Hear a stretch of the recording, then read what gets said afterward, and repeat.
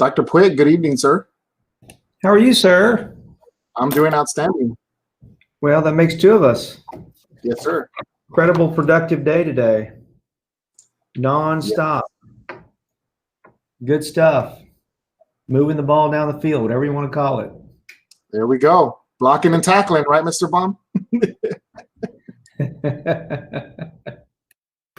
Making plays everywhere we can. That's it. That's it.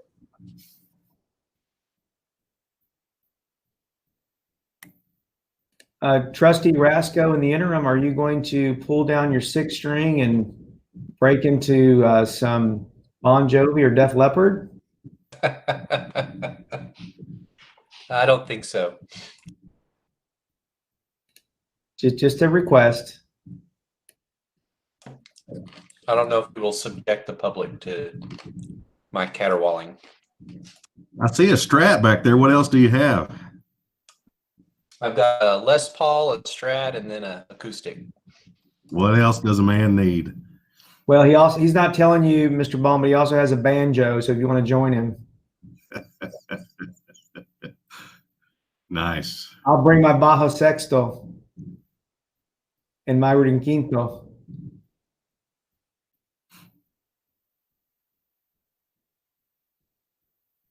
There's Miss Collier. Good evening, Miss Collier.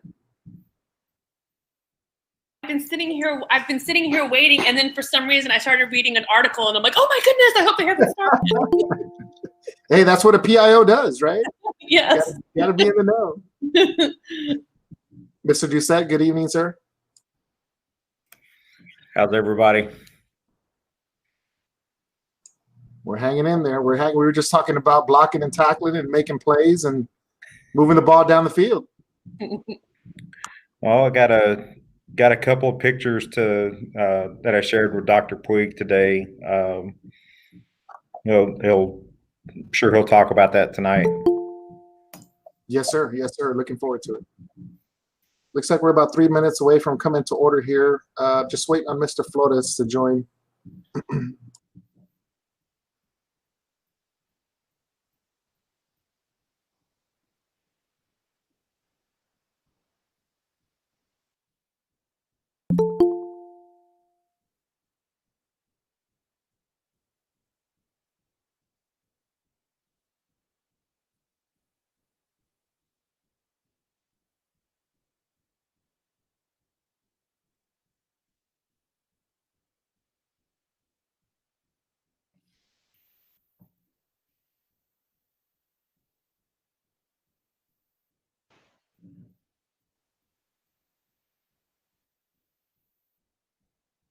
And there we got, looks like we got Mr.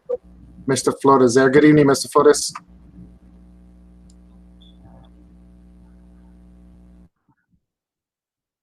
Hello. Oh.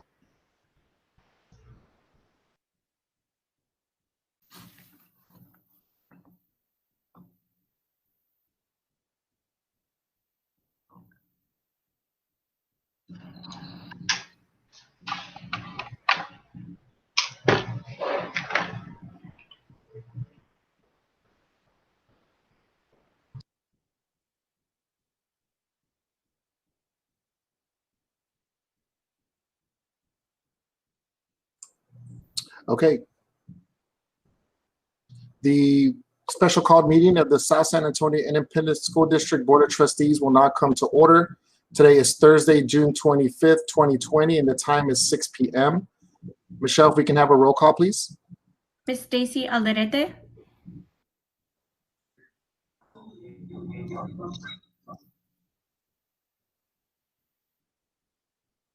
There we go. Present.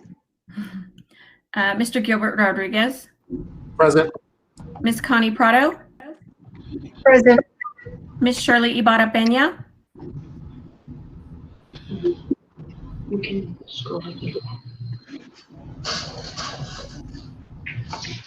I thought I saw her connected. Okay. Mr. Homer Flores. Here. Mr. Kevin Rasco. Present. Ms. Veronica Barba. So Ms.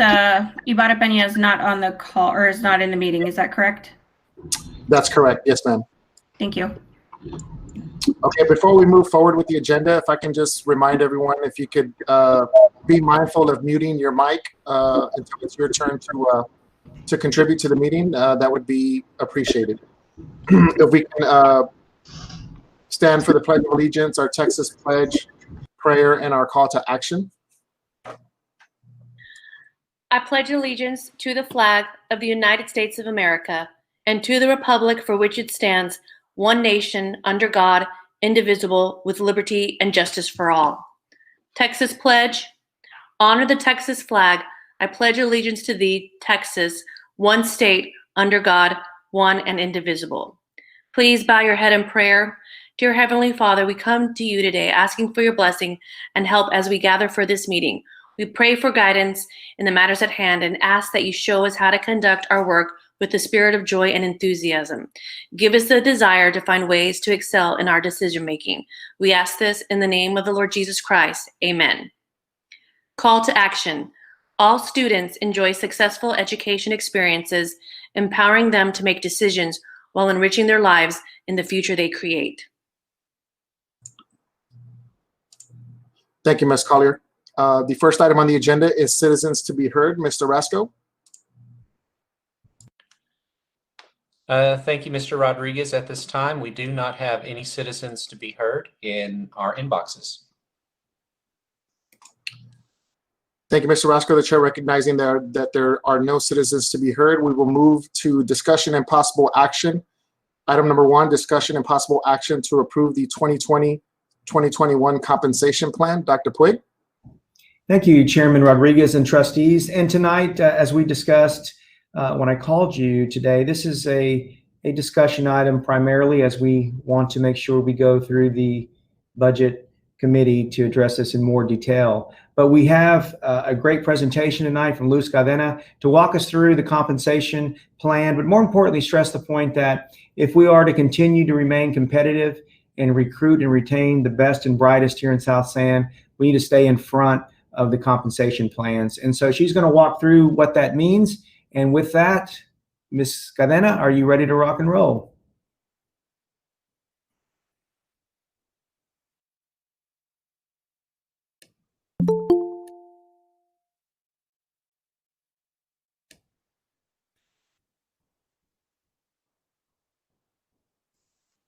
Mrs. Cadena? Okay.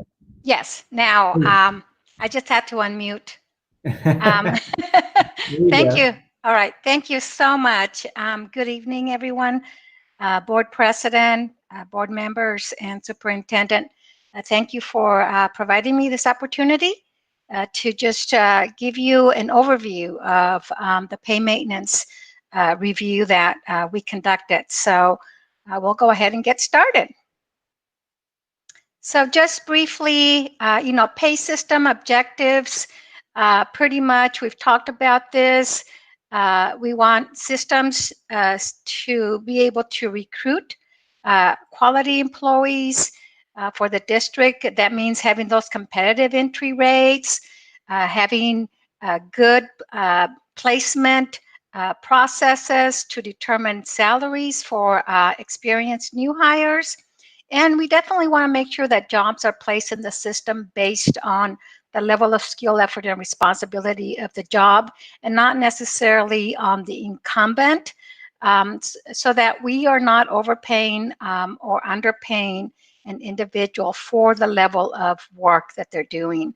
And then, also being able to retain those good employees by providing pay increases that mirror your peers, and enabling the district to provide that market competitive pay increase.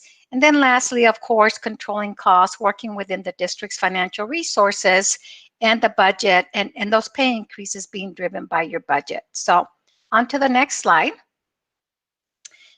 This is the same set of peer districts that we have been using over the past several years, as you can see here. We did have one district that didn't participate in our salary survey, and that was Southside ISD. But we were able to obtain their teacher schedule and use that data in the teacher pay comparison. We've also are using some non-school market data for jobs that are commonly found outside of education, such as your technology and your business, maintenance jobs. So we incorporate that in with the school market data.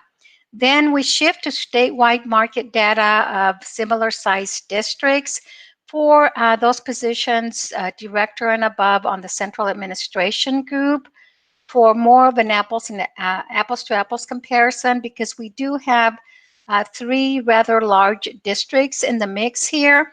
And when we pull them out of that market comparison, sometimes we don't have enough data or participant data to have the strong market comparisons. And so we shift to that statewide market data for those jobs. So moving on. This slide here basically shows the distribution of the district's teacher workforce, the experience level from 0 to 30 plus years. And basically what it's telling you is that that 50% of your teachers have 10 or less years of experience. And it's just a tool so that you can see those experience levels of your teacher workforce, and where you may need to maybe do some recruitment to bring in experience and be able to attract teachers and plan for the future in the recruitment of teachers as well. The next slide. On this slide here, what we show is we capture the new teachers, and of course this category includes librarians and nurses that were hired for the 1920 school year. Now keep in mind that all of these numbers and data that I'm talking about tonight is a snapshot in time of when we received the data. But basically, based on the list of the teacher group, those that were hired for the 2019-20 school year, of this group here, we can see that 109 teachers categories, 39% had no previous teaching experience. And so it's a rather large number, or larger number than we typically see in most districts. In districts that are fast growing, we will see this this number of 0-year teachers because they can't hire enough because of their growth. But in districts that are not experiencing growth, this is a rather large number of 0-year teachers. So moving on. So what we have here on this graph is the market comparison of teacher pay at each of the 5-year benchmarks, 0, 5, 10, 15, and 20. The orange line is the district's salary schedule, and the blue line is the market median of all of those districts that we saw from your market comparison group. As you can see that the district is paying above the market median, so you are paying competitively with the peers within this market group. And you know, this is a result of course, the board and the pay increases that they have been approving. And then HB3 helped last year with districts being able to give stronger than normal or typical pay increases. So the next slide here is the detail to the graph that we just saw. And what this shows you is really the district's teacher pay plan is anywhere from 2 to 3% above the market median. Your starting salary is 3% above market, and then you can see at 5 years it's 2%, and you can see the dollar amount that you're above.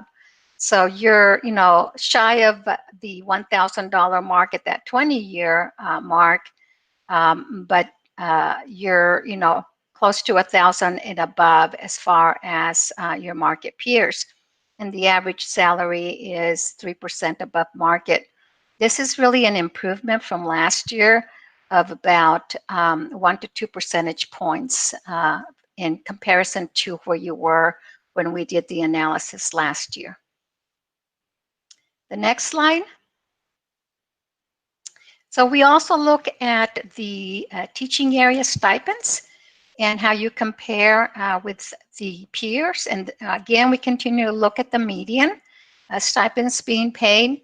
And as you can see here, you're paying competitively with your peers with for the teaching areas that you see here, those hard to fill teaching areas, all but ESL, which you're $300 below the market median, but you either exceed or are at the market median for the other teaching field stipends. So again, kudos to the district for their commitment to teacher pay and being competitive with stipends here for teachers. The next slide. So we also look at how the district compares for all other jobs that we survey. And keep in mind that we don't have a market for every job, but we have a market for quite a few number of jobs. And so we break this down into categories, and these are mostly your administrative professional groups, with a mix that we include technology and police in this category here. But what this table shows you is that for your central administration positions, and this is going to include directors and above, you can see here that the pay overall is at 100% of market, which is what we'd like to see. Overall, we know that there's some jobs that are a little bit below market and some that may be a little bit above market, but on average, those 18 district jobs that we were able to match to our survey, you are at market. And those pay range midpoints, and the midpoints help us to also analyze how competitive your pay structure is. And your midpoints are just 1% above the market value. So again, we're maintaining this system and we're keeping it on track as far as being competitive. When we look at your campus administration, this is going to be your assistant principals, and your counselors. And you can see that the comparison overall is at 95% of market.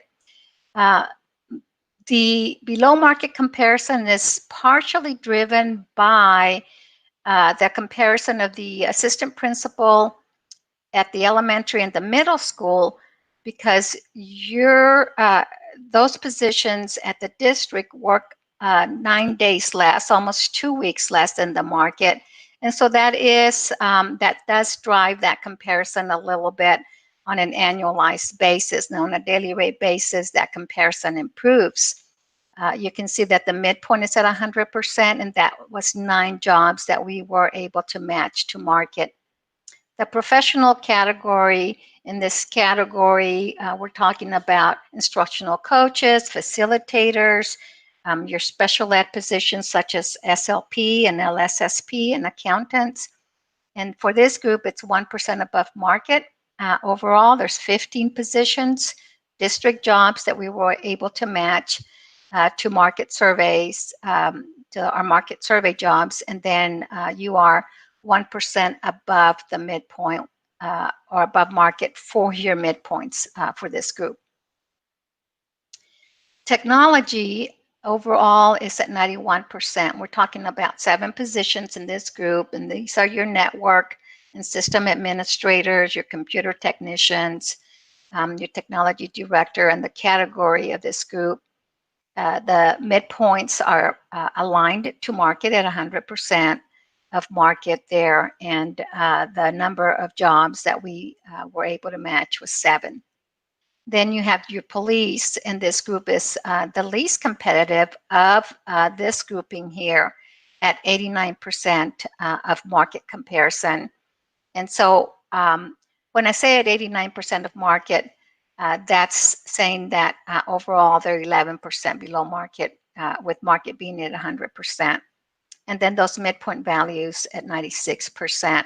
So we did make some adjustments to the structure for this group, a little bit stronger structure adjustment than for the other pay groups. And the number of benchmarks here is 5. So we move on to the market comparison for your non-exempt pay groups.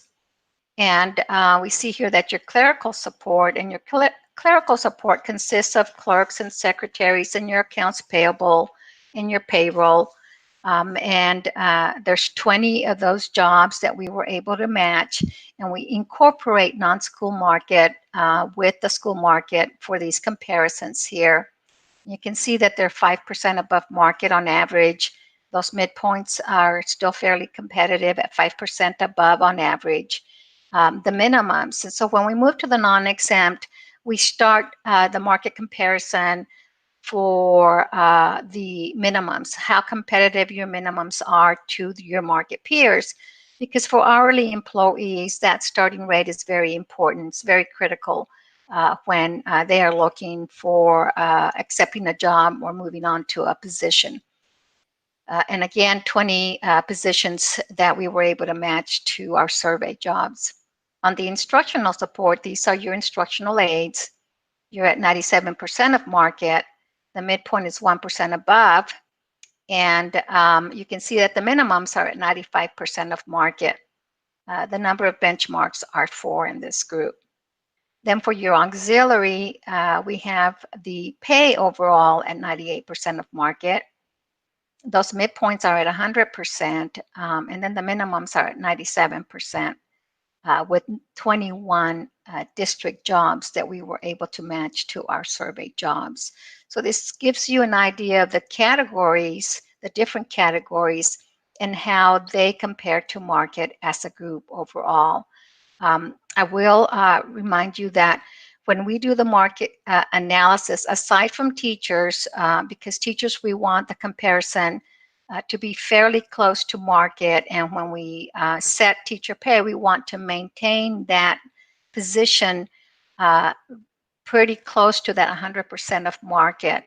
But aside from teachers, we consider pay to be within market when it's 10% from market, below and above. So meaning that if pay is at 90% of market, we consider that to be within a competitive range of pay. If pay is 110% of market, we also consider that to be within a competitive range of pay. And that's the actual pay. Now, midpoints, we want to make sure that we're fairly competitive, and midpoints as close to market as possible. And as you can see here, your midpoints are still very competitive, aside from some tweaking on some groups. So moving on. I'm going to go through the recommendations here, and primarily it's the recommendations are to implement the adjusted structures. As I said, we adjust the structures when we review, and that's just to keep those starting salaries connected to your market peers for your hourly employees or non-exempt employees, and then also to keep your pay ranges competitive for recruitment as well as retention. So strong starting salaries, and then those midpoints connected to the market value. Recommendation 2 includes, we've included cost models for 2 models, pay increase models here. The first model is a 2% pay increase, and that is for teacher pay.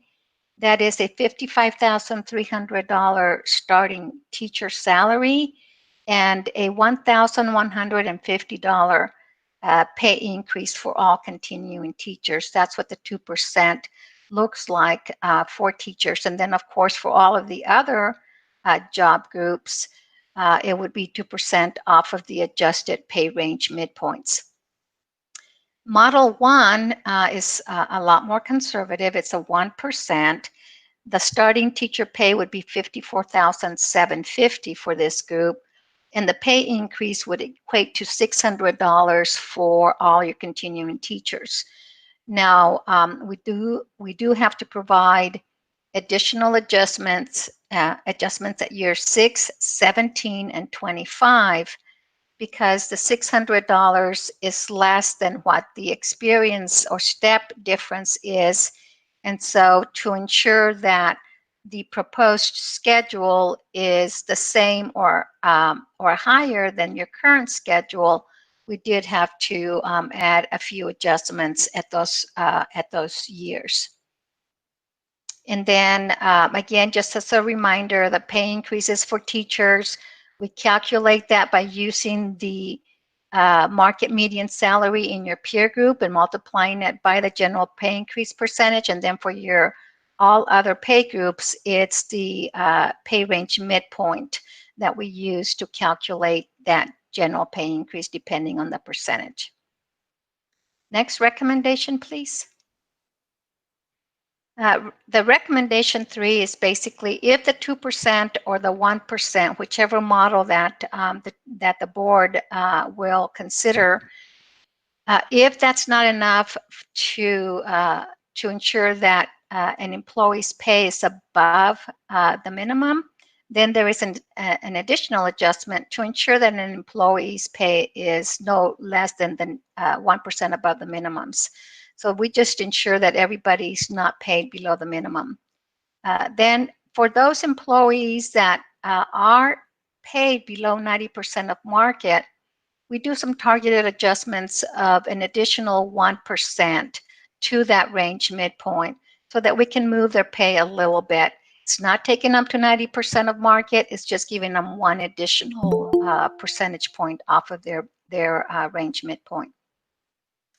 And then we also provide adjustments for those positions on the administrative professional group that are within that teacher career path, so that let's say a counselor or an assistant principal with the same years in comparison to a teacher, that they're not paid less than what they would be paid as a teacher for those same years of experience. And that's the teacher equity adjustment there. And then we also did provide some placement scale adjustments. These are equity adjustments for positions on the non-exempt pay group that are kind of the high turnover positions. They're the lower pay grades. And that helps as we adjust the starting rate of pay, and also keeps that pay from getting compressed, so that a 0-year person is not making the same as a 3-year, so that a 0-year new hire would not be making the same, let's say, as a current employee that may be at 3 years and they were being paid closer to the minimum. So as we adjust pay ranges, we want to make sure that we're not compressing pay. And it's just for those first few pay grades where we have high incumbent and high turnover jobs. Recommendation 4. And this is just continue to monitor those teaching area stipends. The district is doing great. And, we just continue to take a look at those. This is an additional component of pay that helps districts remain competitive with their peers. The next recommendation, please. And then we do recommend freezing pay of those employees who are paid outside of their range maximum. So we understand that this is a very hard decision to make, but when you consider that employees are paid above range maximums, they have been paid a premium pay already because of their above market position. There are a total of 17. 7 of those are on the clerical support group, and 10 of those are on the auxiliary group. Again, this is a very difficult, I think, action. And so there are some options. The district could give the same pay increase percentage, but give it as a one-time payment so that the pay doesn't continue to escalate. And then, or the board could consider half of the general pay increase to slow the progression of that pay so that eventually they fall back within the pay range.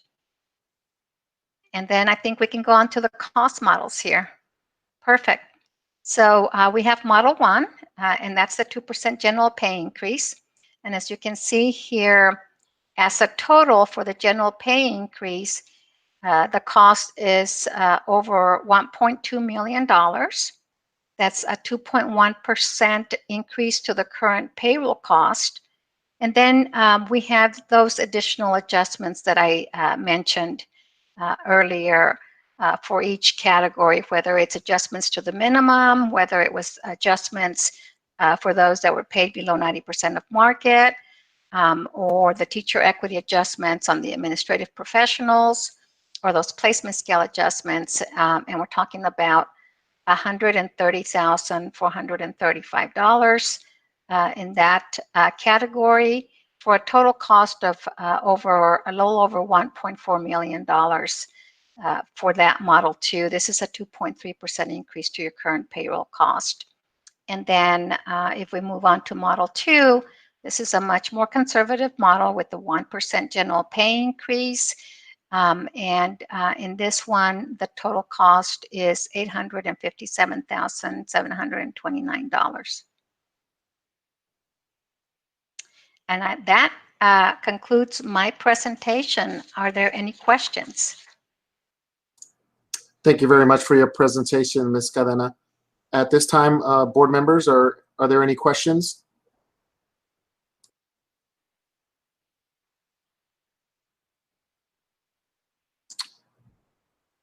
The chair not recognizing any questions for board members. I just want to thank Ms. Cadena for availing herself and presenting this to the Board of Trustees for their consideration. At this time, I'd like to pivot to Dr. Puig and ask for his recommendation on this discussion and possible action item. Dr. Puig. Thank you, Chairman Rodriguez, trustees. At this time, we are looking forward to the next budget committee meeting to really dive into some of the items and recommendations that were shared by Mrs. Cadena, and I look forward to us having that discussion and then coming back together with a sound recommendation from the committee to move forward a competitive compensation plan. Thank you for that, Dr. Puig. At this time, I'd like to make a motion that we accept the superintendent's recommendation and forward this to the budget committee for further discussion and consideration. Do I have a second? Second. I have a second by Ms. Prado. Michelle, we can have a roll call, please. Stacy Alderete, Yes. Gilbert Rodriguez, Yes.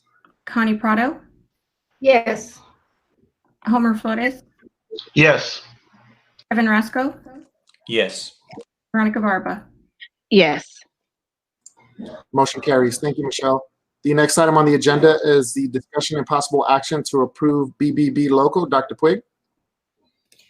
Thank you, Chairman Rodriguez, trustees. This is an opportunity to correct a particular board policy that I know historically is something that you all have just pursued. In fact, recently with some urgency to make sure it's on the books so that the upcoming election can follow suit correctly. So I'm recommending to approve BBB local as presented.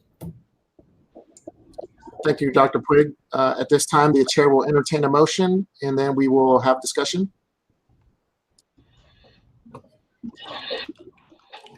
I'll make the motion to approve BBB local as presented in the board packet. I have a motion by Mr. Rasco. Do I have a second? A second. Second by Ms. Prado. Is there any discussion?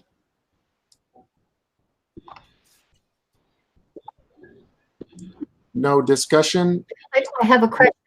Mr. Rodriguez, Ms. another Prado, go ahead. question. I have a question Yes, for ma'am. Mr. O'Hanlon. Mr. O'Hanlon, can you hear me? Yes, I can. Mr. O'Hanlon, my question is, the board usually adopts the election order in July. for the upcoming November elections. Is that still your plan to bring that to the board next month in July? Yes, ma'am, it is. And in preparing to do that, what happened is that this started about a month and a half ago when Mr. Okay, that's all. asked me. Thank you, Kevin. Okay. We're just trying to sync it up with there was, in the last TASB update, there was a mistake between 3 and special member districts 3 and 4. We checked that back against the actual elections that occurred and have confirmed that the agreement, the policy before you lines up with the actual elections that people have run in.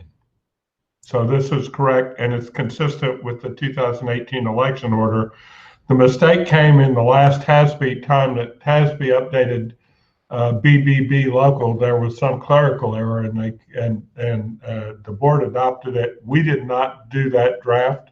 It was a TASB issue, and it was a clerical error with respect to that nobody caught, and it was part of a general adoption.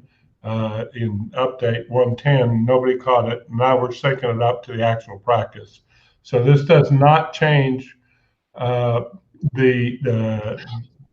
sequence of events that people are have used to running in. It just lines it up with the actual practices. Thank you, Mr. O'Hanlon. Thank you, Ms. Prado. Any other? Thank you, Mr. O'Hanlon. At this time, the chair has a motion and a second. Michelle, if we can have a roll call, please. Stacy Alderete, Yes. Gilbert Rodriguez, Yes. Connie Prado, Yes. Homer Yes. Flores, Kevin Yes. Rasco, Veronica Barba. Yes. Motion carries. Moving on to item number 3, discussion and possible action to approve CH Local. Dr. Puig.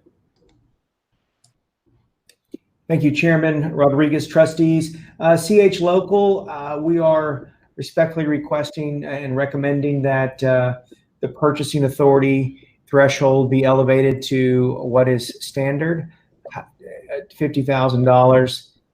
With the important point here is still maintaining the transparency of those transactions between $25,000 and $49,999, and letting the administration share that with the board.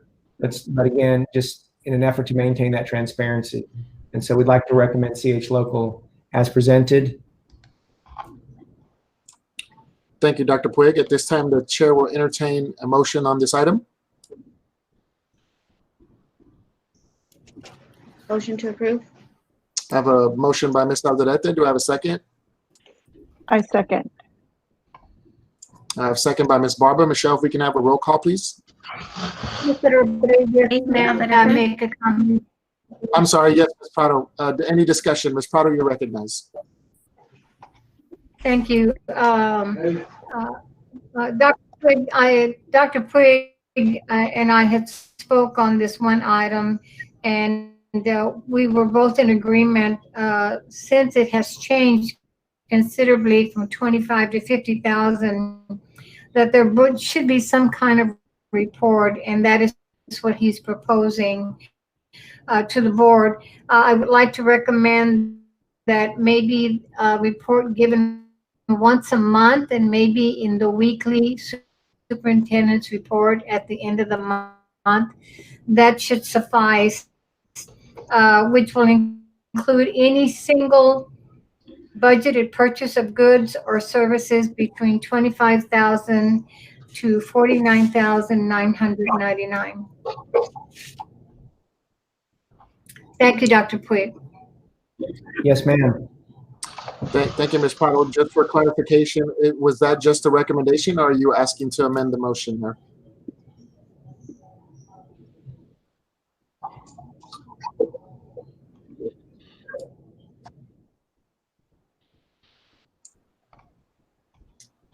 Ms. Prado, if you can hear us, we can't hear you. No, I don't think we need to amend the motion. Okay. I think Dr. Puig has voluntarily said he would be doing the reports for us. My suggestion was maybe in his weekly report at the end of the month. Understood. Thank you for clarifying that, Ms. Prado. At this time, there is a motion. Can you hear me? Yes, ma'am. Thank you. Thank you for clarifying that. At Can you this hear me time, now? yes, ma'am. Yes. Can you At hear this me? time- Yes, ma'am. There is a motion and a second. Michelle, if we can have a roll call, please. Stacy Can you hear Alvarete, Yes. Gilbert Rodriguez, Yes. Connie Prado,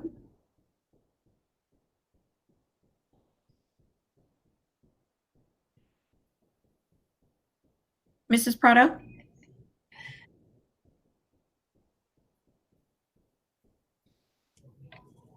Ms. Prado, if your vote is yes, okay, thumbs up. I'm noting that as a yes. Thank you, ma'am. Homer Flores, Yes. Kevin Rasco, Yes. Yes. Veronica Barba. Yes. Let the record reflect that it is a Thank you, 6-0 Michelle. vote at this point. Yes. Yes, ma'am. Thank you, Michelle. Thank you for that, Ms. Prado. Without objection from the board, I'd like to make an exception. Mr. Tom Cummings, there was a delay in submitting his comments for citizens to be heard. I just want the record to reflect, Mr. Cummings, that this is a one-time exception. If you can ensure going forward that the comments are submitted when the item on the agenda comes up for the board's consideration. So thank you very much for that. Mr. Rasco? Yes, sir. So we Yes, do President have Rodriguez. a letter from Mr. Cummins, and Mr. Cummins will afford you 3 minutes to read your statements. And whenever you're ready, let me know. I'll start the time. Okay, just a quick comment. I did send it in at 5 o'clock. I don't know what happened. But I'll start now. President Rodriguez and members of the board, thank you very much for the courtesy of letting me speak at this late time. And Dr. Puig, please, we'd like to formally welcome you to South San Antonio. We look forward to working with you for the success of the students.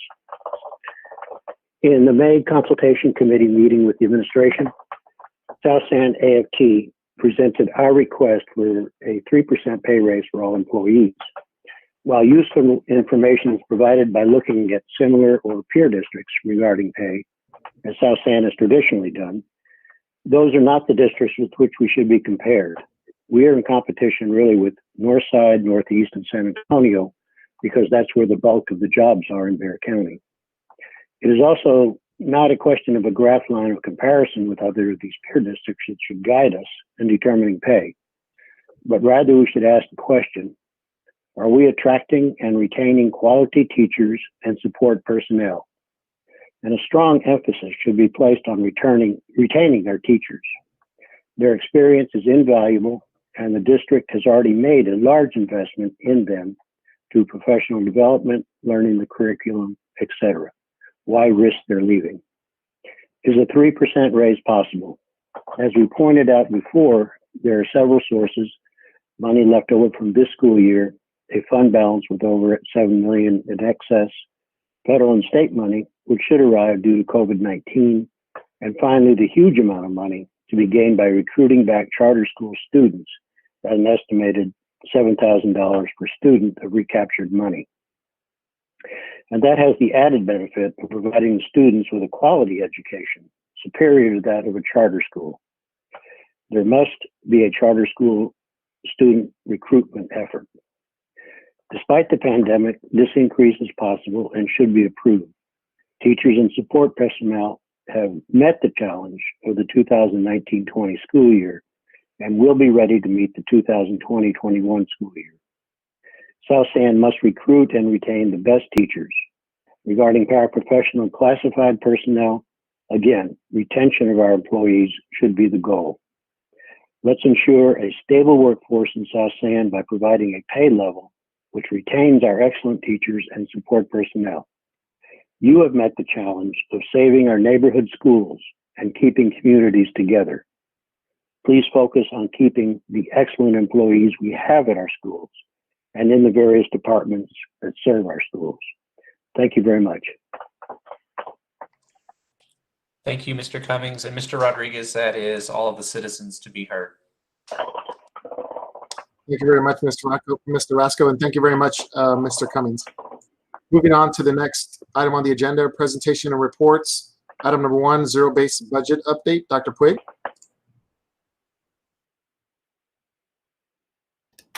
Thank you, President Rodriguez. And leading up to the zero-based budget approach, we've given you a high-level overview of the process. Want to take some additional steps, trustees, and I invited Jeff Baum to go a little deeper with you today as we navigate this exciting opportunity to really, what I'm going to say, cleanse the budget for the first time. And so with that, Mr. Baum, would you please join us?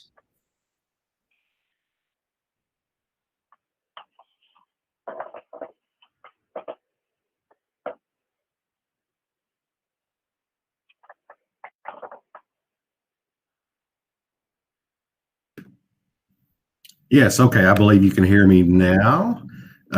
Chairman Rodriguez, members of the board, Dr. Puig, I certainly appreciate this opportunity to visit with you tonight about the budget process.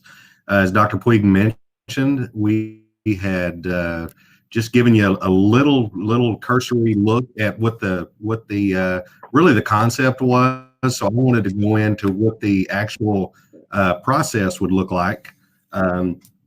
This will not be the last time we visit about the process. I know that y'all have some time coming up that you'll get to spend and dig a little deeper, but I wanted to discuss some of the things that we have going on, some things that we'll be moving towards.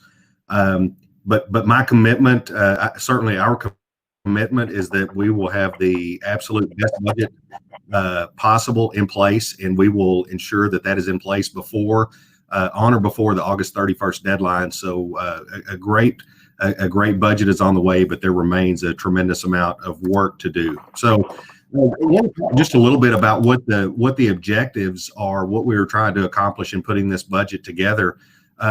Really, we want to have informed decision making that relates to the goals, and we'll talk a little bit about the establishment of those goals, both from a leadership standpoint and within the system itself. Also, we want to ensure that we have efficient allocation of our resources. That is always the concern. You never will find a budget that's put in place that people feel that they have too much money to address their objectives. But we want to make sure that not just that we have enough money in our system in the budget, but that we are allocating our resources efficiently to meet those goals. And we want to see improved productivity. We don't want dead money laying around in the budget. We don't want monies that are being wasted, because we know the challenges. The challenges are huge. We have a finite set of resources, and we just want to make sure that the dollars that are being expended are producing the results that are expected. And really, this is a management process. It's not an accounting exercise. This is not something that we're going to do just to say we did it.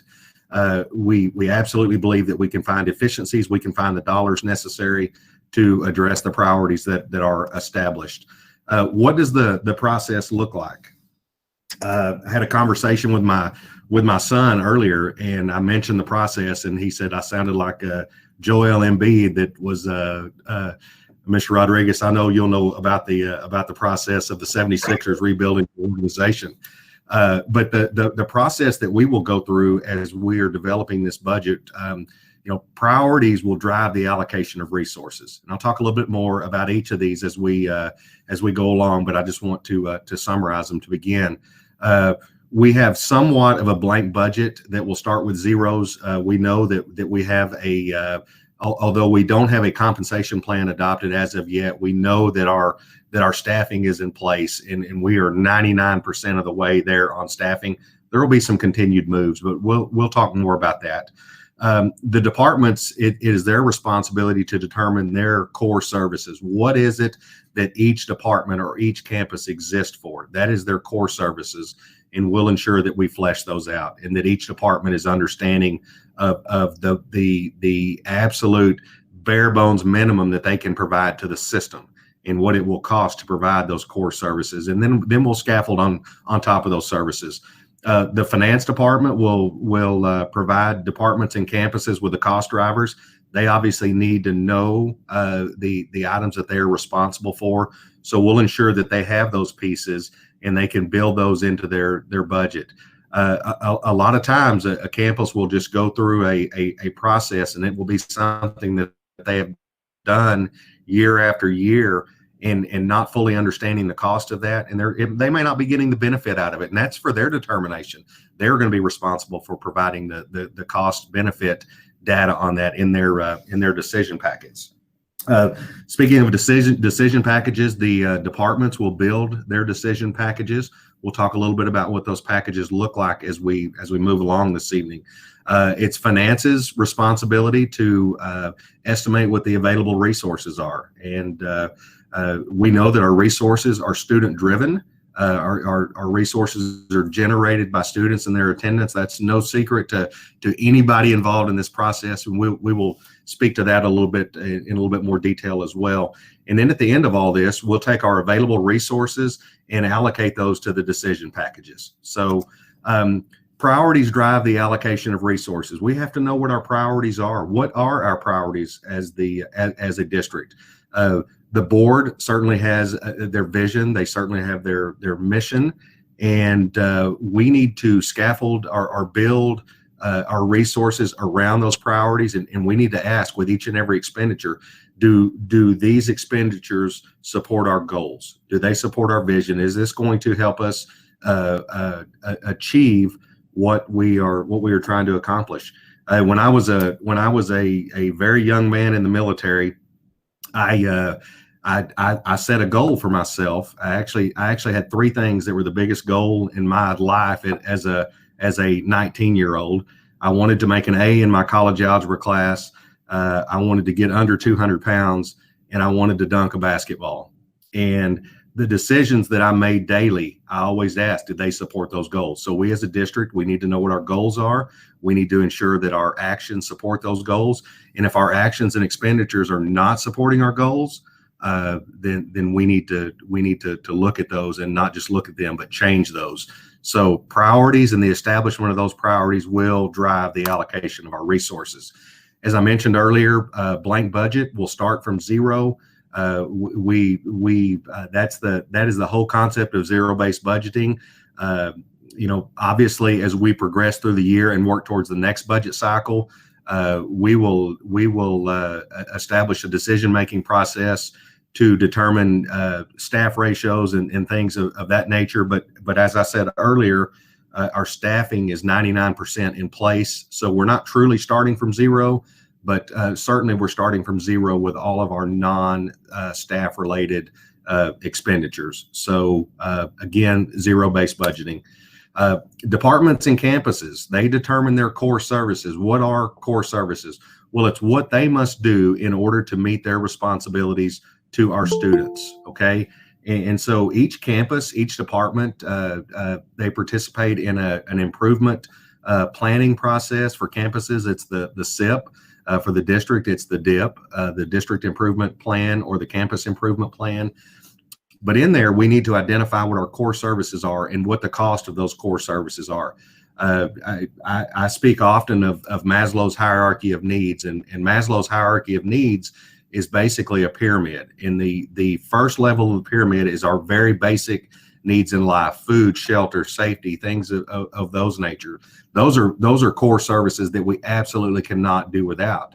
And as we move forward and we move up the pyramid, we start scaffolding more money on more resources into that pyramid to meet those other objectives. So we would never want to see a campus or program funded at the absolute top of the pyramid, unless we saw that we were meeting those core services for everybody, and then began building equitable services and adequate services at an appropriate level of parity as we move across the district. So it's important that the department and the campus determine those core services, and we make sure that those core services are addressed and funded with proper resources, and then begin building on top of that. And obviously there are dollars in our system that are over those core services. Typically a budget, you're looking at 60 to 70% being allocated to those core services. Well, you look at our payroll budget, we know that us, just as many of the other districts, spend 85% of our budget on human capital. So we have to look at what is essential, and then we have, it's wants and needs. We need to ensure that everybody's needs are met, and then start taking care of those wants that are driven by our priorities and our goals. So a little bit about campus and departmental involvement there. Finance provides departments with cost drivers. We talk about things such as utilities, copier leases, all of the costs that although campuses and departments can influence, they can't make them go away. We are going to provide utilities. We are going to provide custodial services, ground services, student transportation, food service. But it's important that these departments and campuses all understand those costs and know that they are part of those core services that are provided, and always be aware of what those are, because again, it's a cost benefit situation. Every one of us can think of a bill that we pay at home, and sometimes we find ourselves wondering, is it worth it or is it not? And those are the questions that they will be asked, but they need to be provided with those cost drivers. So we will work with them to give them information. That is certainly one of our roles. We'll also estimate the available resources. Okay, we've talked about our student enrollment and the trend that we have seen, and also the great efforts. And we're going to hear more from Ms. Sendejo and her team later as we talk about Save Your Seat at South San. That's a critical element of our funding. It is our responsibility to estimate the available resources, not just in state funding, but tax collections, investment income, all of our federal grants. We need to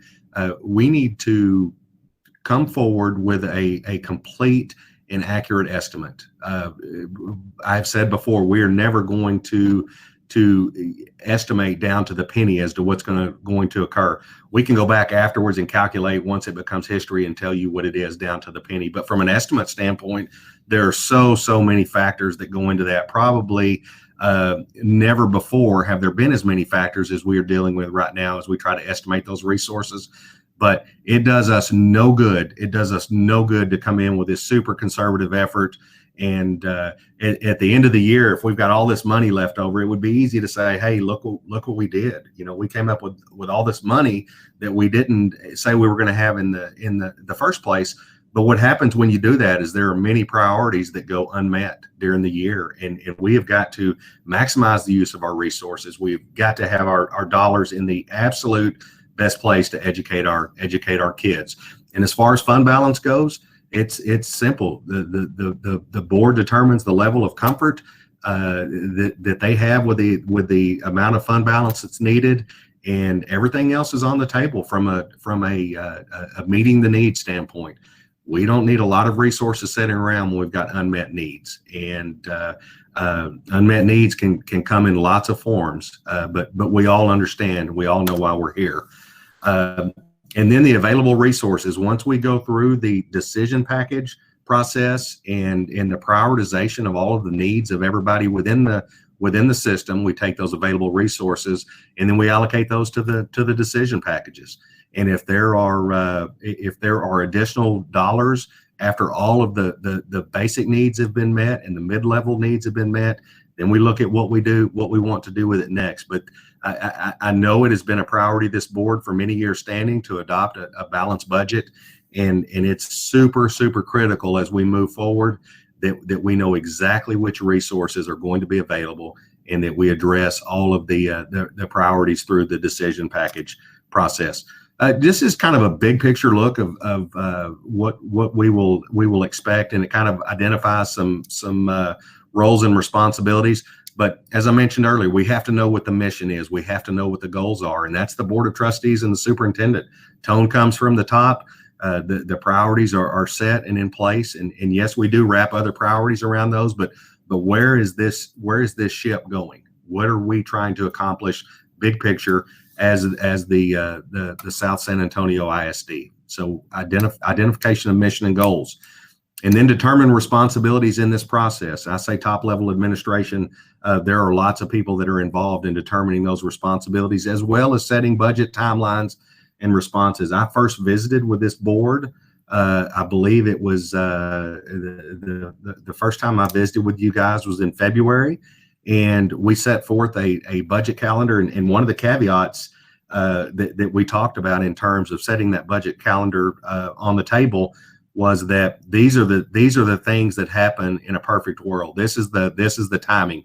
And you'll recall there were 4 or 5 things on that calendar that the dates had already passed, but the work had not been accomplished. But we were trying to scaffold and put things in place so we could follow that roadmap. We've had some changes yet again. We knew that it was going to be a fluid document. And as we structure our budget committee meetings, future board workshops, it's important that we wrap those around this process. So lots of involvement there. Clarifying levels of service, that is everybody that's involved, understanding what service they are to provide, and quantifying the resources that they need to provide that service. And then we talked about the decision packages.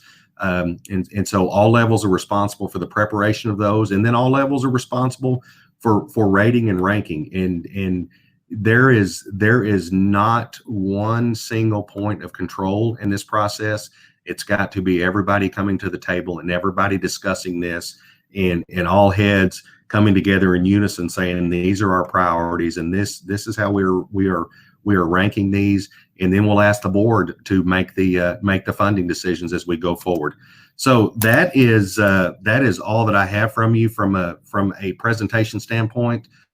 Dr. Puig, I know you will have some things that you want to add, and I'm happy to answer any questions that you have on this, but I'm just super excited to be involved, and I'm just glad to be a part of this.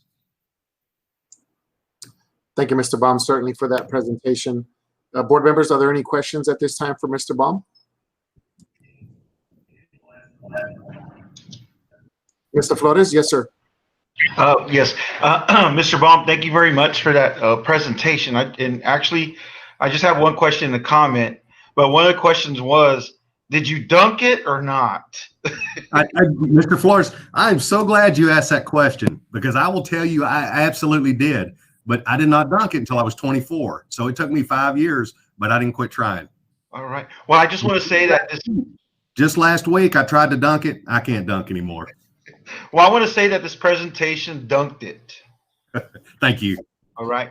And that's the way I feel, because there's a huge opportunity for transparency and accountability, because you broke it down, and I see where it looks like it's going to be easy for us to be able to translate it to the regular Joe and Jill out there that have questions. And so another one of those questions too is that how often will we see reports? Well, through this process, there's going to be a lot of involvement both at the budget committee level and the board level. This is obviously a really long and drawn out process that has to occur in basically the next 65 days. So I know this board is no stranger to meeting and gathering, and I know that we'll do that as many times as it takes to get that on the table. We are on a collision course with an August 31st fiscal year end. We start September 1 with a brand new year and a brand new budget in place, and we'll give you as many reports as necessary as we build this. But in the end, we will apprise you of what that process has been in building this, and it'll be shaped in large part by the budget committee. We'll have decisions to make regarding the compensation plan. There are definitely some holes in there. We know the need is great amongst our staff. We in the very near future, we're going to have conversations about our health insurance plan, and those are all the health insurance plan. That's a critical element to what we do.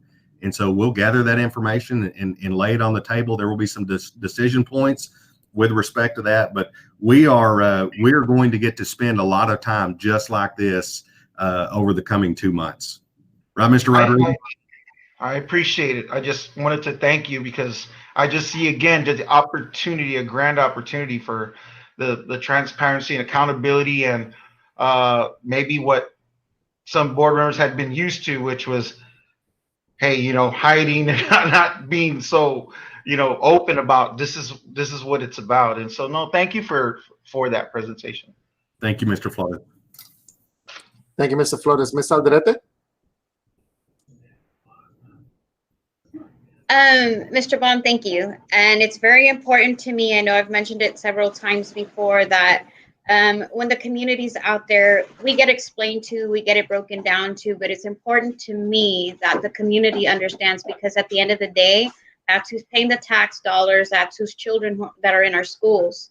So kudos to you for that. Thank you so much.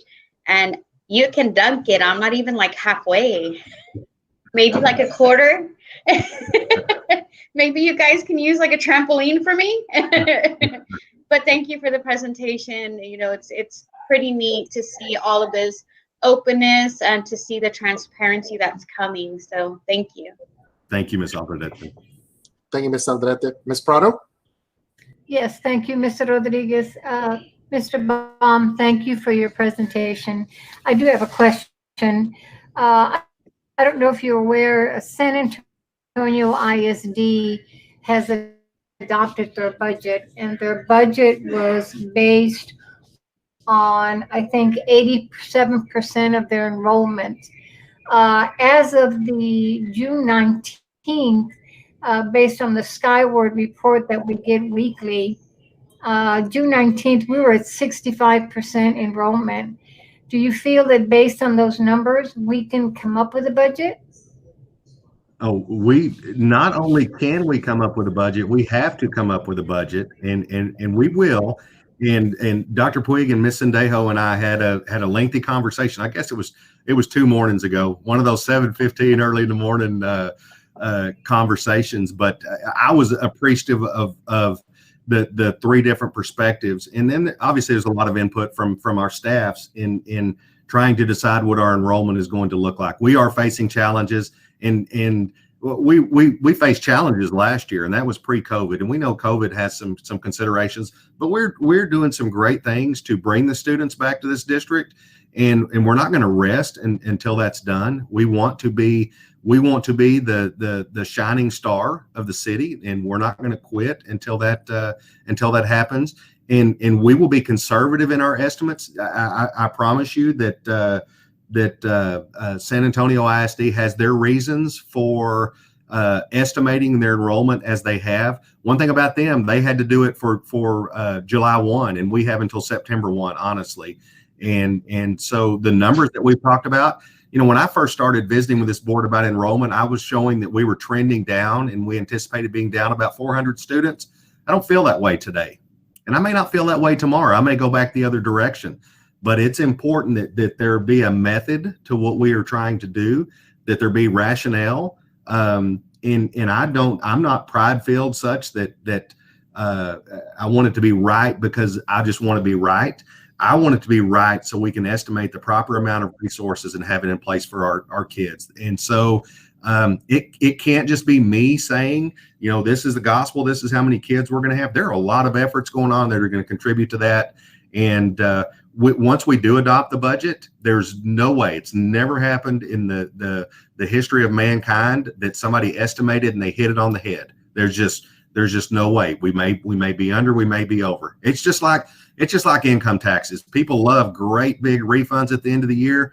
Well, that is lost resources they could have used during the year, whether it was paying bills or taking care of priorities. We want to be on the money or really close, and that's what we'll work towards.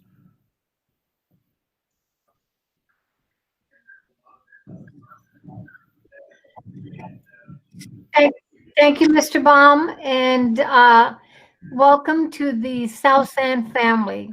Thank you. Thank you, Ms. Prado. Any other board members that have questions? I just have a couple of comments. I certainly feel from a budget committee perspective and board president and then just trustee and then my parent and community hat as well, that we certainly have the right people in place to work through the zero-based budgeting identifying those opportunities and then maximizing. So we do have the right amount of resources in order to produce better outcomes for our kids, because that's why we show up every day. That's why we strap it on. So thank you very much for that, Mr. Baum, and certainly Dr. Puig, thank you for your support of Mr. Baum and your involvement in this zero-based budget approach. It's definitely exciting, and I certainly look forward to it a little more in depth at the budget committee level. So thank you very much for that. The next item on the agenda is the Save Your Seat campaign enrollment update. Dr. Puig. Thank you, Chairman Rodriguez and trustees. As Mr. Baum just pointed out, we're looking good. This is incredibly exciting. It is thrilling. It is just moving in the right direction overall. And those aren't just words. The data tell the story. With that, I'd love to invite Mrs. Sendejo, to share the story within the data at this time. Mrs. Sendejo? Yes, sir. Good evening, President Rodriguez, Board of Trustees, Superintendent Boyd. Great to be here this evening with you all, and excited to share about our Save Your Seat at South San, and of course, just the efforts that have happened since. I'm going to speak specifically from May 22nd on, just to give you a perspective of what has happened and the synergy behind our district and the efforts that have come about. It really does tell a story, informs us. Our numbers do that very well. What you received on Monday afternoon when the board book was released was a Skyward returning student registration and new student registration for this academic school year, 2020-2021. As of today, you also potentially received one just literally hot off the press at this afternoon. So Ms. Michelle, I know that that was something that was going to be shared with our Board of Trustees, and hoping that we can upload that one as well.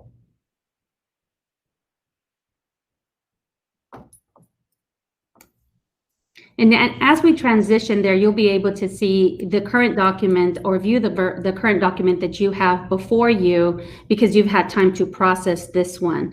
The weekly percentages that were shared to the Board of Trustees began on May 22nd, and that was in the Superintendent Weekly Report. That weekly report provided about a 44% enrollment for the district. And that is just, again, every single campus and all the efforts. The following week, which was May 29th, just think about it, about every Friday, we shifted from 44 to 53%. Fast forward to June 5th, we were at about 56%. Skipped a couple of weeks to June 22nd, and we shifted about to 65%. On June 25th, which is currently today's date, and just really excited to share with you the perspective of what exactly happens just in about 4 school days of the enrollment efforts, and just some additional specificity by campus, because we are really focusing on certain campuses, certain clusters, as we continue re-enrolling and enrolling new students into our district. So as of now, as of today, June 26th, at about 4 o'clock, we are at about 66%. You might have noticed that there was a difference in new student registration, and in my conversation with Dr. Carrillo, as he oversees, and again, thank you, Dr. Carrillo, because you know that I bug you, and I probably would bug you every single day through this, but I appreciate your efforts and your constant feedback alongside the communication to our instructional leaders or every one of our campuses. But with that being said, again, June 25th, today at 66%. And when you shift over to the new student registration, we do see about 272 and 257, which was the Monday's report. So there was about an increase of 16 new student enrollment, and that is brand new student enrollment into our district. Alongside that, from this past Monday up until today, we increased at about 126 students for re-enrollment. And that is important to identify literally on a daily or every other day, because then it allows some specific conversations with each of our instructional leaders. Our South San High increased by 43 students just in the 4 days with about a 2% increase. Our West Campus High shifted into 93 with an increase of 6 students, which was a plus 3%. Our Dwight Middle School increased by 7 students at a plus 1%. Our Shepherd Middle School at 8 students with an increase of 2%. Kazan Middle School with an increase of 4 to a plus 2%. Our Zamora Middle School plus 10 at a plus 2. We did not have a change in Athens as well as Kindred. Our Hutchins increased by 5 at plus 2%. Our Palo Alto at 3 plus 1%. Price, 5 additional students at 1%. 5 Palms, 2 additional students at plus 1. And I'm going to leave Armstrong because I want to make an example out of Armstrong today. Carrillo, plus 6 students at plus 2%, and our Benavides at plus 5 students at plus 1%. You don't get to see that, but I'm just sharing with you some numbers. Armstrong this week had an event. And I will tell you, every single staff member at Armstrong technically shouldn't physically be at our school because they're out of contract. And in my conversation with Mr. De La Peña, he and I had a conversation, and we know we had to pause in certain areas, our district office, of course, a few campuses. And he called me and says, Mrs. Sendejo, can I still have my event on Wednesday? And I said, sir, absolutely. Our Armstrong Elementary is not closed. Please do so. He continued to process everything ready, get it prepared. We prioritized, so that was one of the campuses that we were able to get our Save Your Seat at South San, or I saved my seat at Armstrong Elementary. We were able to register 17 students, and it increased by 6%. And again, it may seem like it's a few students, but once you start ticking away through each of our campuses, I will tell you that every single campus is definitely putting forth effort. Earlier this week, we met, or I would say our 4 middle school principals alongside myself, had specific conversations about what could we do differently. What we learned in our data was that we have not lost, at least this last year, we lost at about 1%, give or take, with Dr. Puig's presentation that he shared with our district. And that really involved our middle schools and South San High at that time, which tells us, to me, it's a bonus. I would say we don't want to wait until the last minute to get that influx of enrollment. We want it now. And so that was the message. That was the ownership that our middle school principals alongside our high school principals are taking, because that is important. If you see the majority of our percentages and targets are shifting, and we still need some additional efforts there. We did break down our data at middle school and at high school, how many students at every grade level, and of course, what approach could we take there? And then we know that 5th grade to 6th grade is a major transition, so that is important for us to be able to recognize that. So day after day, week after week, the specificity continues, the angles continues, the effort continues throughout each day. A celebration for us this week was we released our enrollment specialist position. So thank you for everyone that assisted us to that process. And that went to public, I believe, on Tuesday.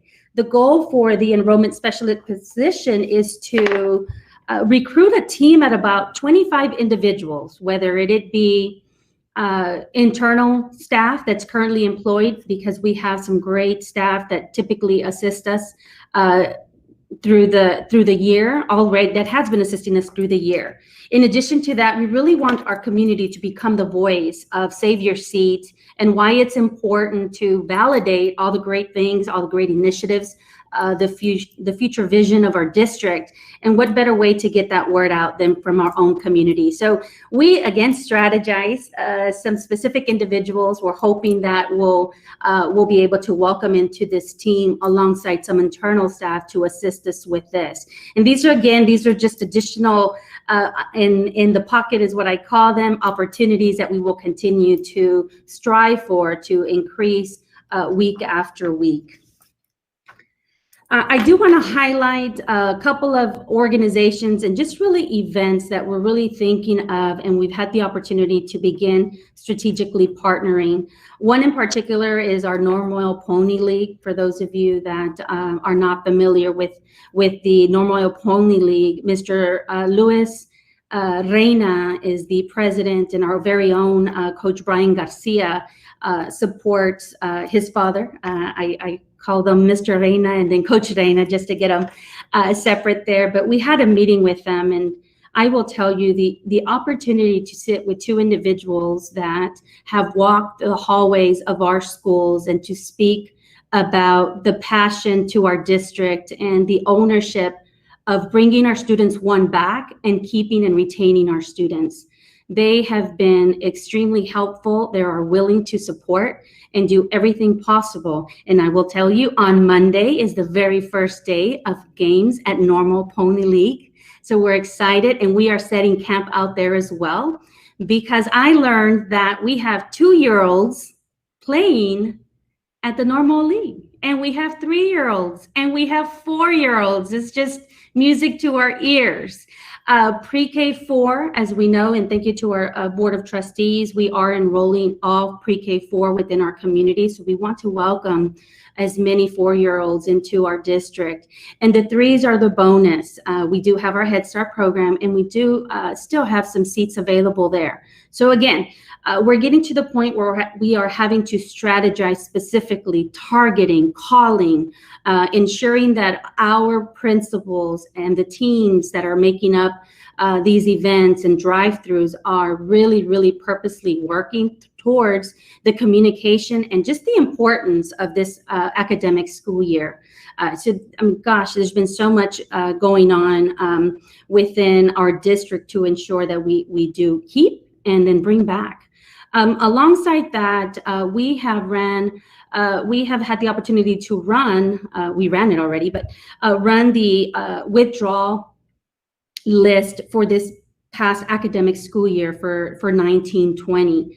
Every one of our principals is receiving that list with any student that withdrew from our campuses. Again, and that is just the importance to reflect and understand, one, why did that student withdraw, and what can we do? Can we just reach out and have a conversation with our parents? Again, ownership and opportunity there for us. This year, up until March 5th, because we were able to capture quite a bit of data, including our attendance, ran our withdrawal and enrollment numbers, and we offset that number with about 81 students. We still had about 81 students more withdrawal than what we enrolled. So we were trying to enroll, of course, every time a student withdrew. And I share that number because last year we were in the hundreds at the end of the year, at about 258. And to speak to 81, again, that number tells us and informs us a different way. We are currently working, and Mrs. Prado, I know we talked about this not too long ago in our budget meeting about our private nonprofit students. We have the list of our private nonprofit students, and guess what we're going to do? Yes, we're going to call each and every one of those parents as well. And again, ownership and just knowing where our students are coming from and how we can bring them back if they are part of that withdrawal list and or that private nonprofit list as well. We are identifying specific local businesses to set camp, is what I'm calling it on my own words, set camp, and just to bring awareness so that our community sees us. And if you're that parent, thank you, Mr. Rodriguez, for not being that parent that has not registered. You probably are going to see us, and you're going to remember, and you're going to have to really think hard to get through and register and process all the information for your children. So please, every effort, every opportunity. I know for a fact, even though a principal is not scheduled to be at their campus, if a parent calls, they will make time to be there to register our students. Lastly, our Save Your Seat at South San, positive public relations. I'm sure to our trustees how well informed you are, but we're consistently providing updates on our social media platforms. This week, Mrs. Collier has provided a Blackboard message to every student that has not registered. So again, those are just really, really specific. On July 10th, through August 10th, we have Save Your Seat at South San countdown. You're talking, this is it. Analogy towards Mr. Rodriguez, we are down to the last 2 minutes of that fourth quarter, and just lift it up. And we really, really want to ensure that the awareness of that countdown gets out there. We do have a couple of exciting platforms that we want to use to bring that information and really put it out. As you can see, it's public now. So I will tell you, our principals are extremely competitive, and they see the numbers, and I know that each and every one of them wants to be at the top of that list. So again, we want to continue to support them. We appreciate, I know we came not too long ago to the Board of Trustees for an additional amendment for these efforts. And again, we just want to continue that. Next week, we do have a couple of events that we want to take advantage or prioritize, only because it is the week that our district is closed as a whole, but we really don't want to lose the momentum. So you bet we will be at Normal Pony League to ensure that we are passing out our information, ensuring that if our families have any questions, this is the time to answer that for our parents. And lastly, thank you to our Board of Trustees, Superintendent Puig.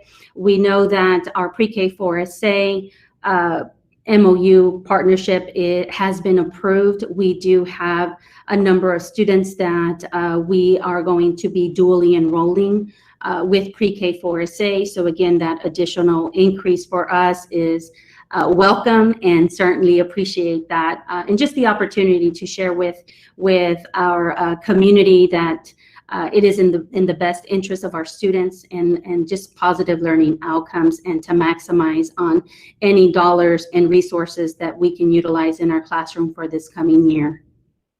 At this time, I think I got a little excited, Dr. Puig. I don't know if I kept the time there, but please, I do welcome any questions from our Board of Trustees at this time, or any comments from Dr. Puig. Yes, ma'am. Ms. Anejo, thank you very much for that very thorough presentation. Board members, are there any questions or comments for Ms. Anejo? I do, Mr. Rodriguez. Ms. Prado, please. Thank you. Thank you for the updated list, Ms. Anejo. Is that something that was updated on Board Book as well? Yes, ma'am, Mrs. Prado, I did provide it to Ms. Michelle, and it should have gone up on Board Book. Michelle, can you clarify that? It is on Board Book. You might have to refresh. It was uploaded right before the meeting started, I think maybe like 20-30 minutes before. So if you already had it up, you would have to refresh your screen, and you'll be able to see that second attachment. It says, as of 6/25/2020. All right. Thank you for the update, Ms. Anejo. I have a question on the Head Start list that you provided. It's not clear the way it reads. It says you have 3 columns. The first column is new to district Head Start registration. I'm assuming those are Head Start kids that have never been at South San. They're just coming in now. That's correct, Mrs. Prado. Okay. And then your second column is your second year Head Start registration. Does that mean they were here last year and now they're coming for another year, but instead of Head Start, they're going to be pre-K or kinder? No, Mrs. Prado, the second year Head Start is exactly that. This particular group of students started with us as pre-K 3s. Our parents do have the option to remain in the Head Start program for 2 years. Many of them do prioritize that. They really appreciate just the resources and again the supports that come from Head Start. Ms. Carmona Mercado and I have had extensive conversations about that and how to become a little more creative with that. Particularly that we've talked about opportunities to bring in more 3-year-olds and maximize on this particular Head Start program for 3-year-olds. So we have done that. We have transferred students that could technically be in a second year Head Start into our pre-K 4 program. I can definitely provide you some additional specificity there with that number, but as of now, there are about 118 that are a second year that were enrolled with us this last school year. With that being said, and again, only because we know that there's several teams of 3-year-olds at the Pony League that we really want to focus on and to bring on board if possible. And again, it's just really sending that message. As you know, previously in our past, in our district, we've not registered all pre-K 4s. And this is our first year. And I guarantee you that we still have families out there that are not fully aware that if they have a 4-year-old, that they can register them as long as they live in our district, specifically for that 4-year-old. So again, we're bringing more and more awareness of that. And we felt, again, that would be a good, perfect space for us to be able to do that alongside the constant communication. Oftentimes when we think of pre-K 4, oh, I don't qualify and I'm going to look for a daycare.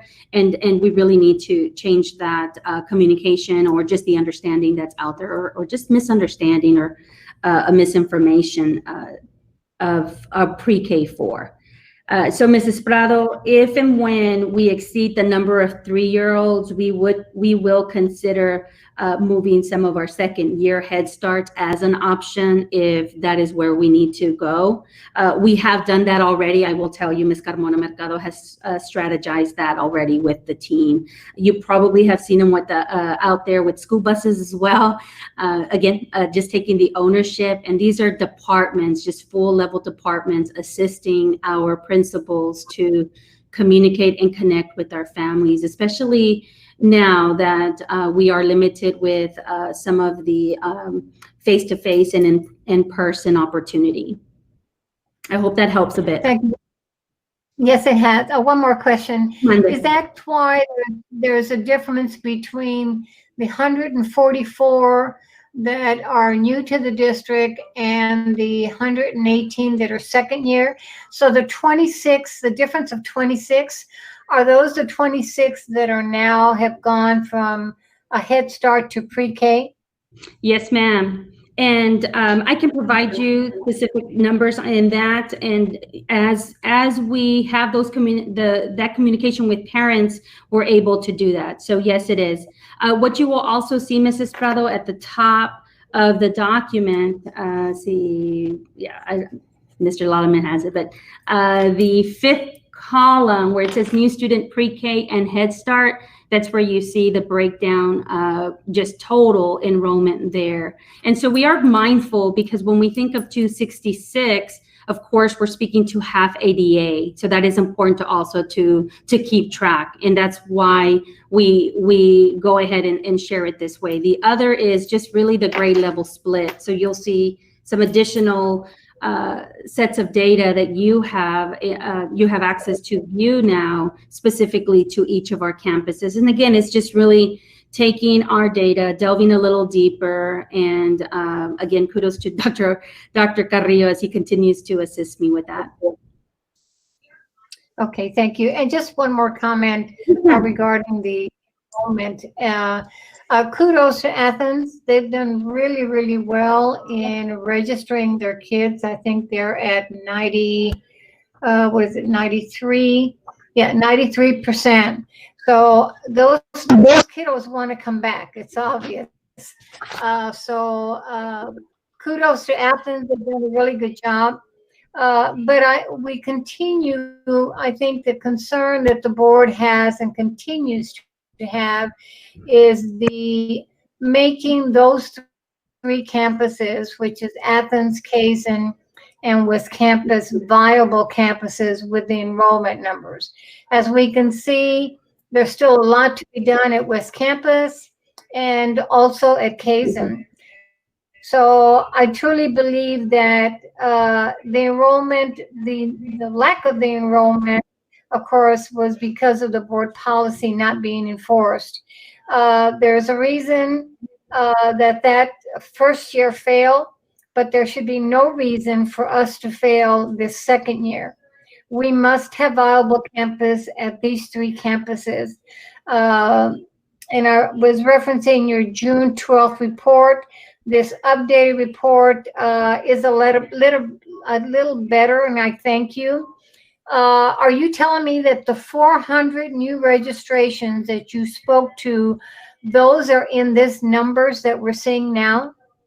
Yes, ma'am, Mrs. Prado. What has happened is we've shifted some of those over. About 4 days ago, between Friday and Saturday, give or take, Dr. Carrillo and the team went through literally student by student to clean up any applications that were not completed, and other applications of our students that should have been a returning student, and the parent identified them as a new student registration. Very typical for that to happen. And so we had to clean that out.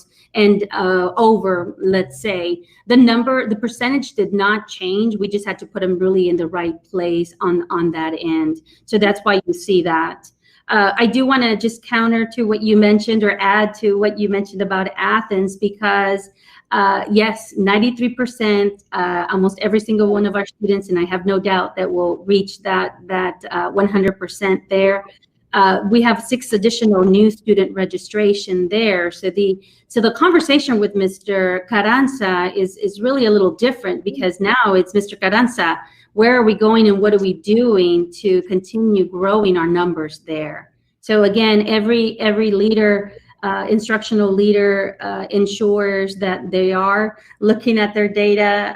I smile because Dr. Carrillo tells me 2 weeks ago, they're like, Mrs. Sendejo, they're all asking for their numbers. They want to know where they are at. And that's just, again, that's just really that awareness, that ownership of our district. And again, don't want to just speak about our principals. It's every single department is just really partaking into these efforts. And so thank you for recognizing that. And yes, the priority to our West Campus, to our Kazan Middle School, to our Athens, we want to continue to strengthen those numbers. Kazan now has the Architecture and Design Academy. So we want to maximize that, and we want to be able to speak to all, again, those positive initiatives that are coming to each and every one of our campuses. And really stay tuned, because I do see much more coming, just really with the 3-year vision that Dr. Poig has shared with our district. Thank you, Ms. Sendejo. Yes, ma'am. Thank you, Ms. Prado. Are there any other board members that have some questions or comments on Ms. Sendejo's presentation?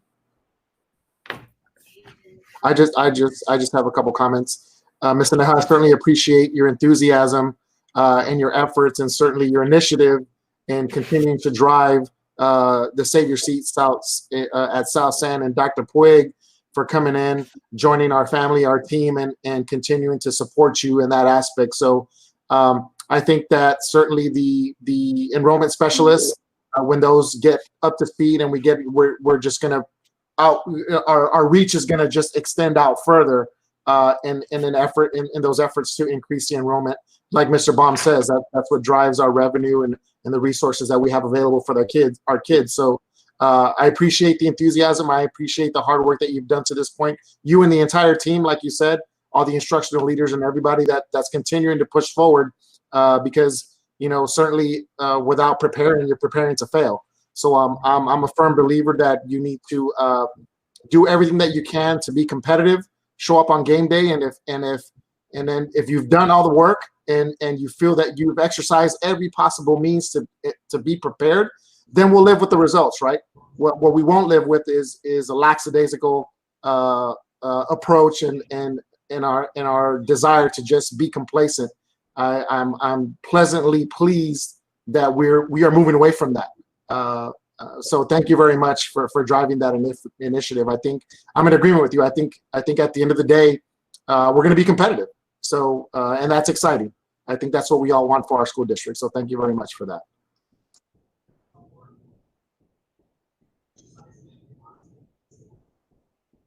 Okay. At this time, the Board of Trustees will go into closed executive session. The board will return into open session and take appropriate action, if any, on items discussed in closed session. No action will be taken in closed session. Further, board members are reminded that all items discussed in closed session must remain confidential so as to avoid liability to the district.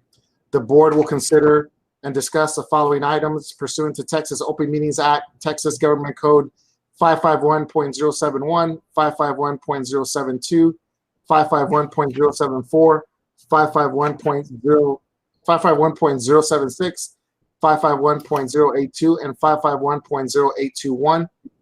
Items to be discussed: discussion concerning personnel matters pursuant to Texas Government Code Section 551.074. Item number 2, consideration of Level 3 employee grievance of James Schuman. Item number 3, discuss possible employment of administrators, including principals, directors, head football coach, and chief academic officer. And the time is 7:36. Board members, if you can exit this the open session hangout and join the executive session hangout. Thank you very much.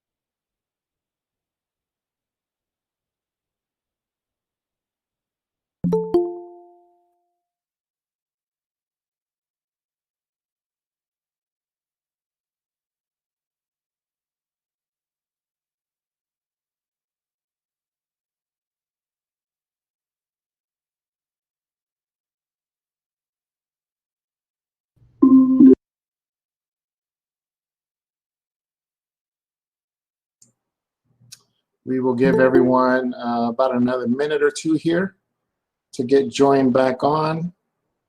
Looks like we have Ms. Alderete, Ms. Barba, Mr. Flores, Mr. Rasco, Ms. Prado.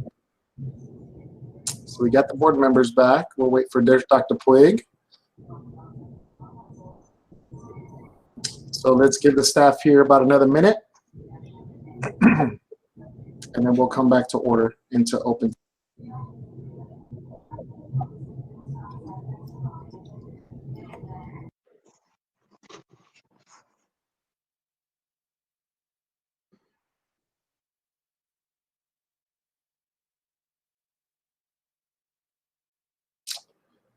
Okay, it looks like we are ready.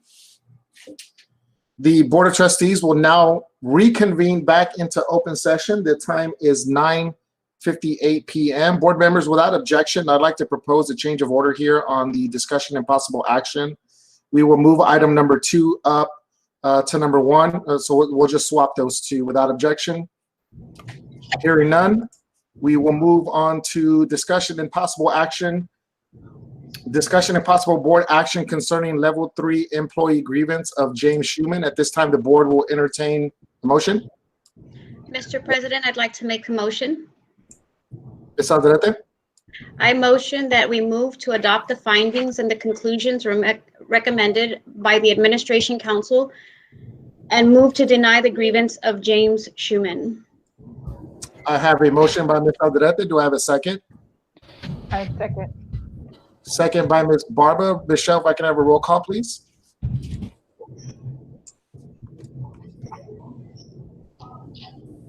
Stacy Alderete, Yes. Gilbert Rodriguez, Yes. Connie Prado, Yes. Homer Flores, Yes. Kevin Rasco, Yes. Veronica Barba. Yes. Motion carries. The next item up on the agenda is discussion and possible,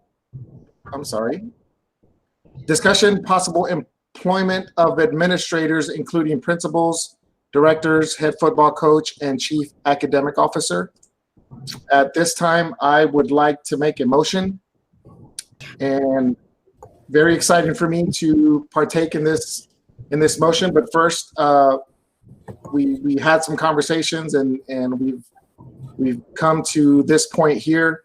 So I would like to move that we hire the following coaches for West Campus High School.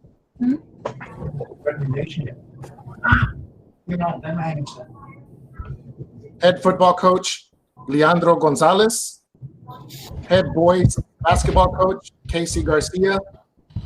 Head girls basketball coach, Amado Luis. Do I have a second? Second. I have a second by Ms. Alderete. Is there any discussion? I just want to take the opportunity here for about a minute and just share with everyone, all of my colleagues, everyone that's watching, our entire West Campus Cougar family and community. It's a very tremendous and momentous occasion here this evening, and being able to revive these programs at West Campus High School. I know that it's taken a lot of work, a lot of collaboration, but I can assure you of one thing. It's absolutely unequivocally the right thing to do. The West Campus community is deserving, and the expectations are high. So for those that are watching and my colleagues, thank you for your support in this. And at this time, Michelle, if we can have roll call. Mr. Rodriguez. Mr. President, before you do that, can I get the superintendent's recommendation on the record, please? Yes, that's what I was going to ask for. Yes, sir. I'm sorry. You can tell how excited I am here. Dr. Puig, your recommendation, sir. He's on mute. He's on mute. Thank you, Chairman Rodriguez and trustees. Indeed, it is a remarkable, spectacular, thrilling night for South San ISD and specifically for West Campus High School. I'd like to proudly recommend for head football coach of West Campus, Leandro Gonzalez. West Campus High School boys basketball head coach, Casey Garcia. And West Campus High School girls basketball coach, Amado Luis, for your consideration. Thank you, Dr. Puig. Thank you, Dr. Flores. Mr. Flores. If we can have a roll call now, Michelle. Yes. Ms. Stacy Alderete, Yes. Gilbert Rodriguez, Yes. Connie Prado, Yes. Homer Flores, Yes. Kevin Rasco, Yes. Veronica Barba. Yes. Motion carries. At this time, are there any other motions on this item? Mr. President, I'd like to make a motion. Mr. Flores? First, I would like to say that it's a good day in Bobcat land, and I will make a motion with my Bobcat baseball cap because I do bleed blue, and I make a motion that we hire Coach Philip Baron as our new head football coach for South San. I have a motion by Mr. Flores. I want to ask for a recommendation of Dr. Puig on this.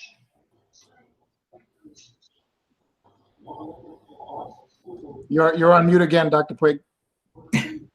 Again, it's an incredibly exciting night here in South San ISD. And again, I proudly recommend to you all as head football coach for South San High School, Coach Phil Baron. Thank you, Dr. Puig. I have a motion by Mr. Flores. Do I have a second? I second. Second by Ms. Prado. Any discussion? I will seize the opportunity to make some comments here.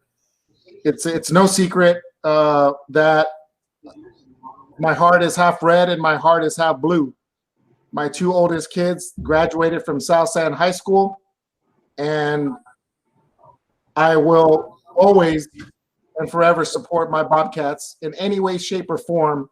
Whenever they need me, I'll be there. You can always count on me. And anybody who knows anything about me, don't believe the words that I say. You see me in the stands. You see me in the gym.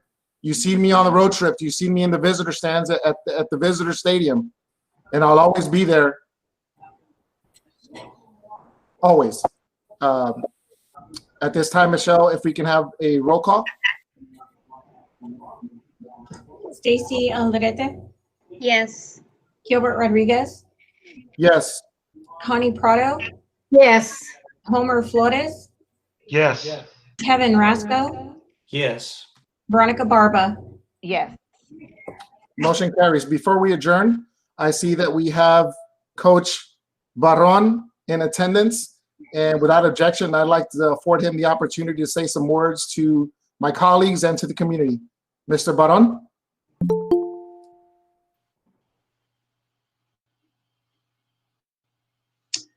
Thank you, guys. First of all, I just want to say congratulate Dr. Puig on becoming the superintendent for the South San Antonio Independent School District. And I want to thank the school board for supporting a former Bobcat and the kid that grew up in the South San School District, my entire life, for giving me the opportunity to come and lead the bus and build a winning culture, at South San again. It's been my dream as a kid to put on a Bobcat uniform. And when I started coaching, it was my dream to become the head football coach at South San. So, this isn't just a job for me. It's just not a career for me. It's my dream job, and it's a dream career for me. So, once again, I look forward to working with each and every one of you guys, Dr. Puig, and I'm super excited and ready to get to work with you guys and work with our kids at high school. Thank you, Coach Baron, and let me be the first to welcome you home, and we're gonna welcome you with open arms, and I'm certain that my colleagues on the board, along with Dr. Puig, are gonna support you every step of the way. Pause up, go Bobcats! Congratulations, Coach Baron. Welcome. Thank you, guys. Congratulations. Congratulations. Now you can get Thank rid you. of the orange and replace it with blue. There you go. There you go. Yeah. Absolutely. Thank you. Thank for you, joining guys. us. Thank you for joining us. We have Mr. a barbecue pit for that orange. I also see that we have our new West Campus head football coach, Mr. Leandro Gonzalez. Mr. Gonzalez. Yes, sir. Just want to thank everybody for the opportunity you guys have given me. Cannot wait to get started. Once I saw this opportunity presented, it was something that I had to jump on. Looking forward to the challenges that we have. I can't wait. I can't wait. And, you know, it's something that I've always wanted to do, take on challenges like this. And I'm really excited to be on the South San team and to be part of the West Campus team. So thank you guys for giving me this opportunity, and I can't wait to get started. Go Cougars. Go Cougars. Congratulations, Coach Gonzalez. Thank you. Thank you. Welcome aboard, Coach Gonzalez. And I think we also have Coach Amado Luis, our girls head basketball coach at West Campus.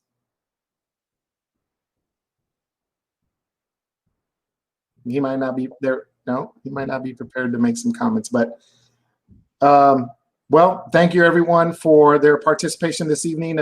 It's a great day in Bobcat land. It's a great day in Cougar land. At this time, the chair will entertain a motion for adjournment. Motion to adjourn. I have a motion by Ms. Alderete. Do I have a second? I second. Second by Ms. Barber. All those in favor? Aye. Aye. Aye. We are adjourned at 10:09 p.m. Good night, everyone. Good night. Night. Night.